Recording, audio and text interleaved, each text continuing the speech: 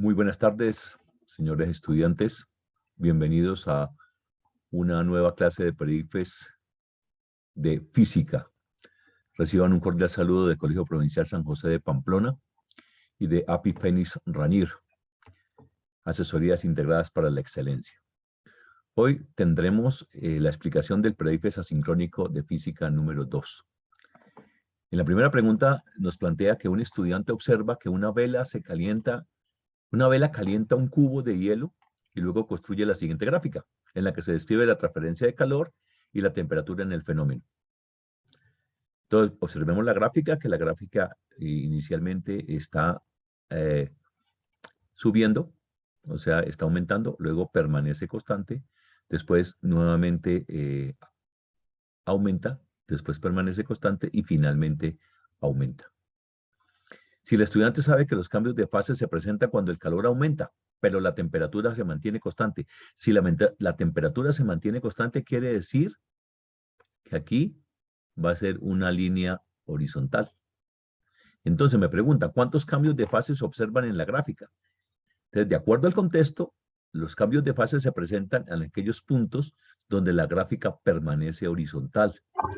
Y entonces tenemos dos puntos donde la gráfica permanece horizontal. Por lo tanto, la respuesta de esta pregunta sería C. Miremos la segunda pregunta.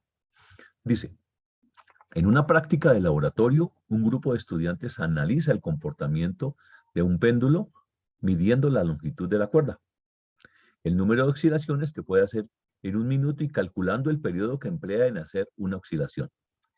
El grupo consignó los datos en la tabla, y en la tabla vemos que aquí tenemos pues un título, y aquí tenemos valores que van aumentando.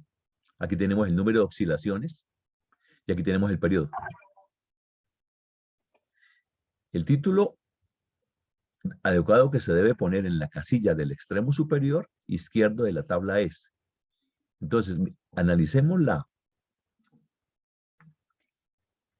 el contexto de la pregunta. Me están hablando de la longitud. Por lo tanto, el título que debo tener aquí es el de la longitud. Y la respuesta sería la B. Tercera pregunta. Me dice, en un experimento de física se requiere mostrar el fenómeno de oscilación de un objeto sujeto a un resorte, el cual está sobre una superficie con rozamiento. El resorte se estira a una distancia x sub 0. Estaba aquí inicialmente y lo estiramos x sub 0.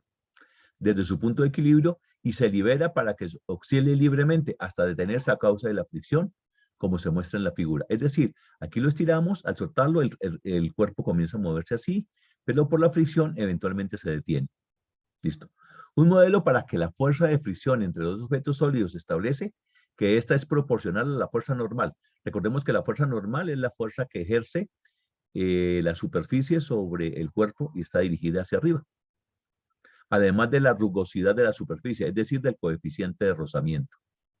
Listo, y aquí tenemos que la fuerza es igual al coeficiente por la normal. Como estos están de frente, significa que la fuerza es directamente proporcional a el coeficiente y a la normal. En otras palabras, si aumenta el coeficiente, aumenta la fuerza de rozamiento. Si aumenta la normal, también aumenta la fuerza de rozamiento. Según el modelo mencionado, si se triplica el valor de la masa, también se triplicaría el valor de la normal. En otras palabras, estamos aumentando el valor de la normal. Y si se aumenta el valor de la normal, entonces también se aumenta el valor de la fuerza de rozamiento. Y si aumentamos la fuerza de rozamiento, entonces el cuerpo se va a detener mucho más rápido. En otras palabras, el cuerpo gasta menos tiempo en detenerse. Por esa razón, entonces, escogemos la respuesta D.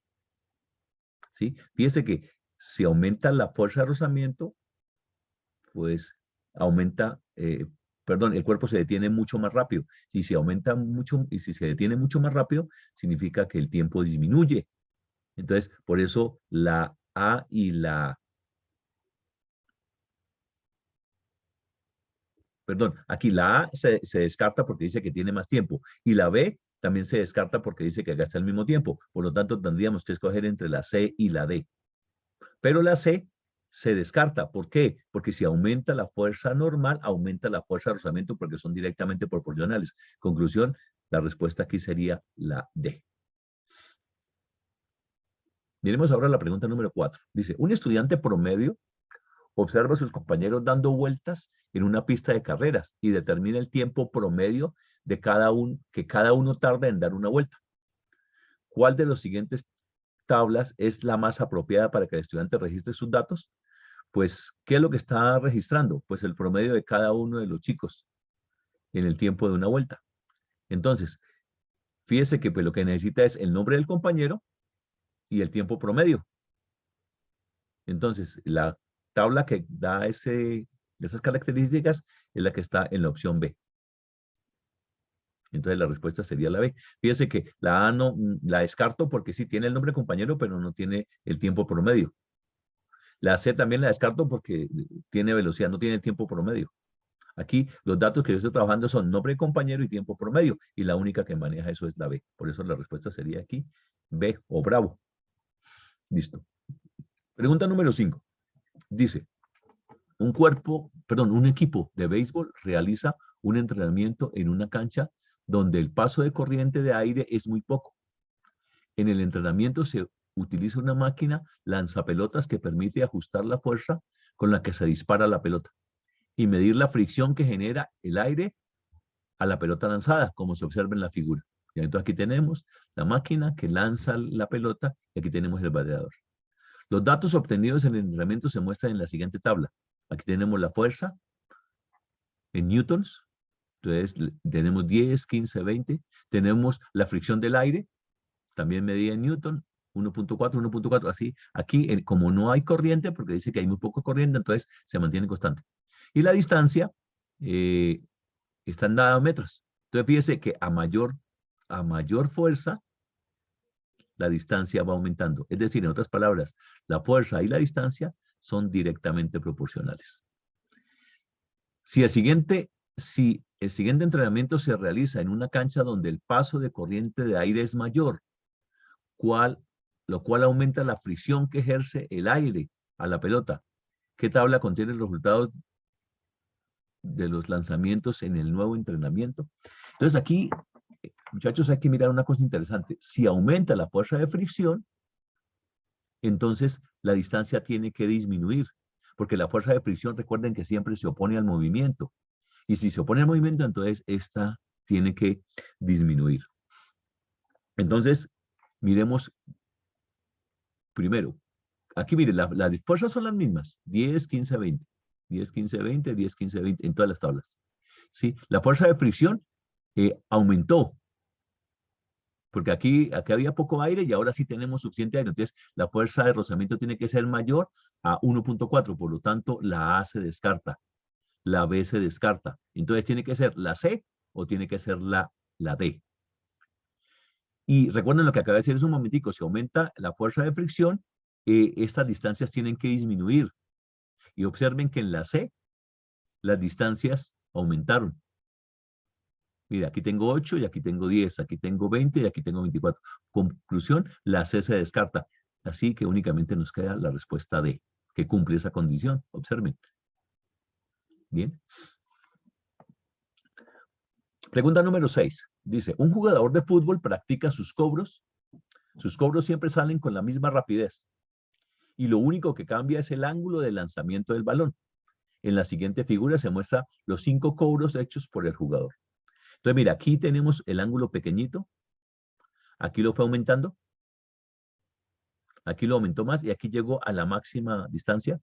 Luego siguió aumentando el ángulo, pues entonces observen que aunque aumente el ángulo, el balón no llega más lejos, sino que coge más altura. Recordemos que es una propiedad del movimiento parabólico que el ángulo que llega más lejos es el ángulo de 45. Bien. Dice, teniendo en cuenta la información anterior, ¿cuál de los siguientes tendencias explica mejor las trayectorias de los cobros mostrados? Entonces vamos a analizar cada una. Cuando mayor es el ángulo del cobro respecto al suelo, mayor será el desplazamiento y velocidad del balón. El desplazamiento es lo lejos que llega. Entonces, fíjese que a medida que yo voy aumentando, primero aumenta hasta cierto valor y después comienza a disminuir el desplazamiento. O sea que la A la descartamos. Miremos la B. Dice, cuando mayor sea el ángulo de cobro respecto al suelo, mayor será la altura máxima que alcanza el balón. Observe, mire, aquí la altura aumentó, aumentó, aumentó, aumentó y sigue aumentando. Eso es posible. Eso es posible, pero entonces analicemos también las otras. La C. Cuando mayor sea el ángulo de cobro respecto al suelo, menor será el tiempo que el balón permanezca en el aire. No, eso no puede ser porque aquí si aumenta el ángulo, pues demora más tiempo en el aire. Por lo tanto, la C se descarta. Recuerde que tenemos como opción la B.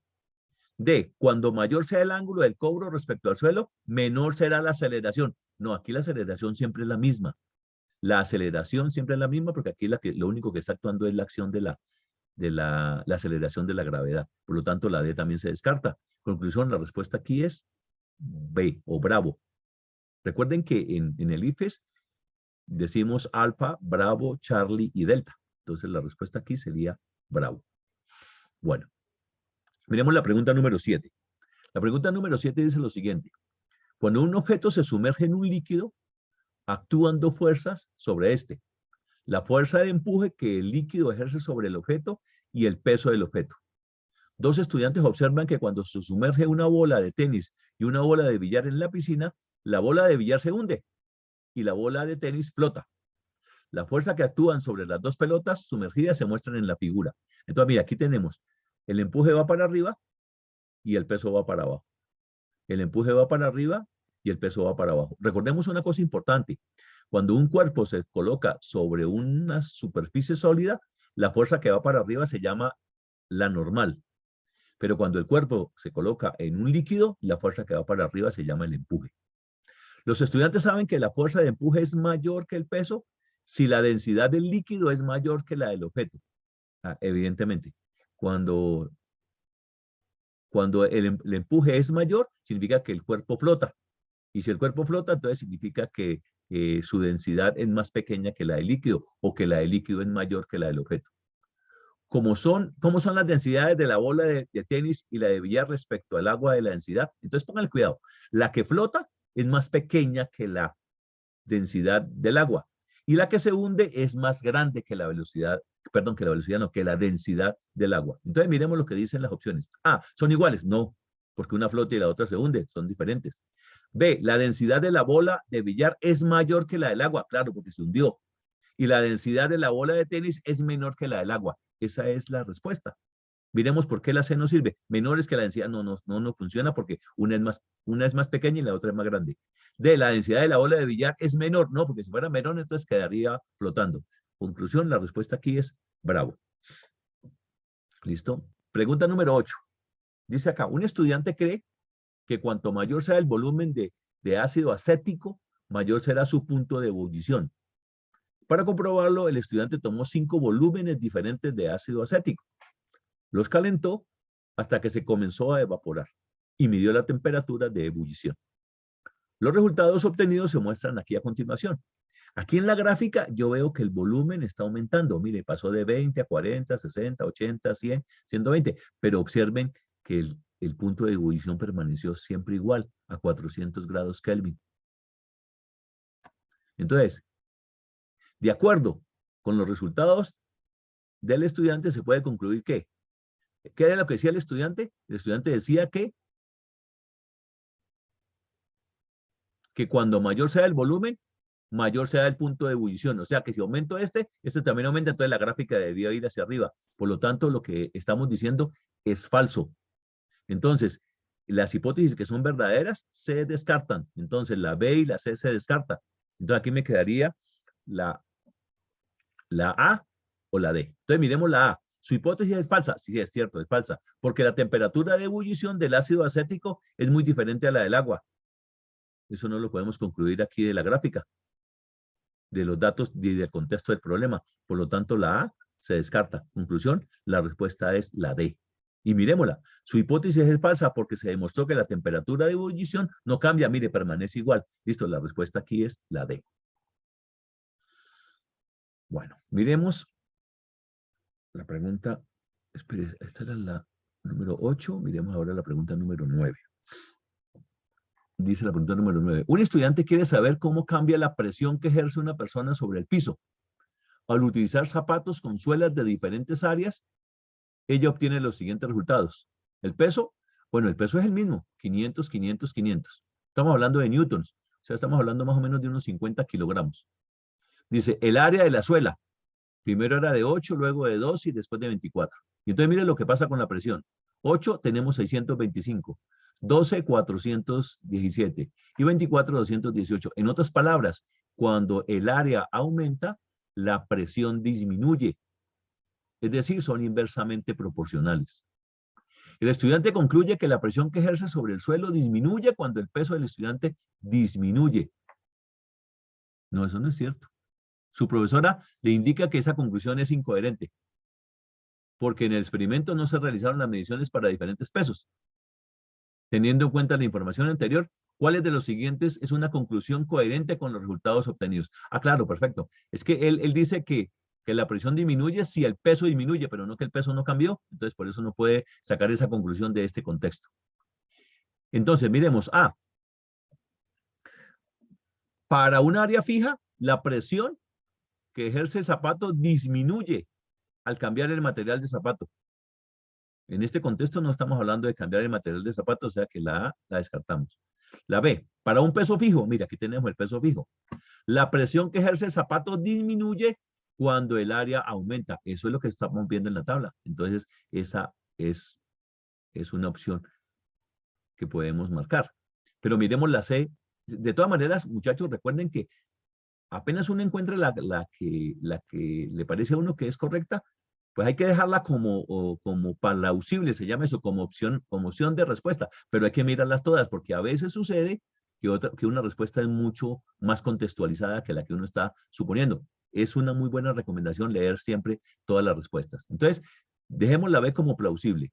C, para un área fija, el área no está fija, conclusión se descarta.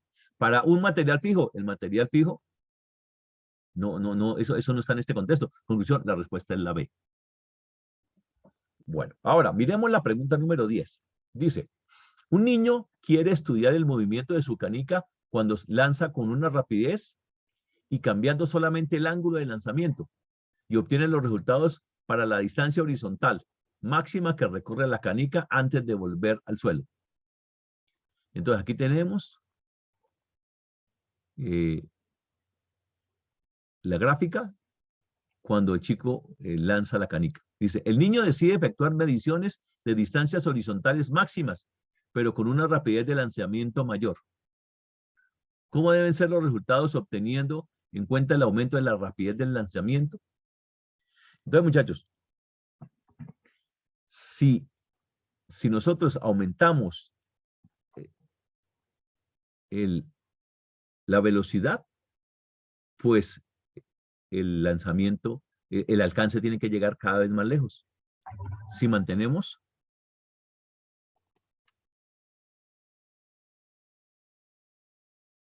el mismo ángulo. Entonces aquí la que me dice que si aumenta la distancia cuando aumenta la velocidad, sería aquí la respuesta B.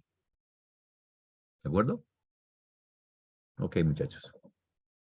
Entonces, les agradezco su atención. Por favor, les invito a que presenten el simulacro.